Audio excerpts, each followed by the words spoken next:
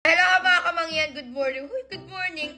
So ayan, natanong niya kung hindi ba daw ako natatagtagan ng bracket kapag nakain. Gawa lang, alam niyo naman yung mga vlog-vlog namin, puro kain. Ay, bracket hindi natagtag, ngipin yung tinagtag dito sa tawa. So ayan, sabi nung dentist, kailangan tagtagan yung ngipin dito kasi kailangan iiso dito kasi nga hindi na siya nag-ascender, so parang nagkatabingit-tabingit na siya. Yung year dapat to tagtagin, itong brace na to, kaso nga nila wala, hindi naabot kasi may mga kailangang gawin. Bigla-biglang may mga kailangang ayusin, ganyan. Totoo nga nilang, hindi ko alam kung magiging bagay sa akin kapag tinagtag na itong brace. Gawa ng diga sa una, parang hindi naman siya bagay agad, ganyan. Maninibago. Eh, alam niyo naman, ilang taon to sa akin, so parang hindi ko kaya i-let go. Huy, si Ui. So, ayun, sa mga vlog-vlog namin, madalang talaga ako matagtagan ng bracket. Parang hindi. Parang never. Wow. Natagtagan naman ako, pero hindi man yung nag-vlog kami.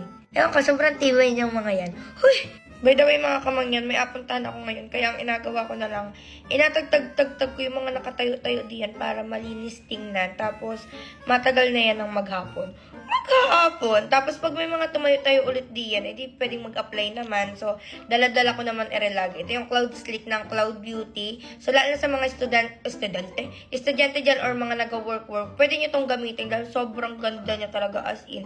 Pag nag-vlog din ako, nagamit ko din para maganda siya sa camera. Huy!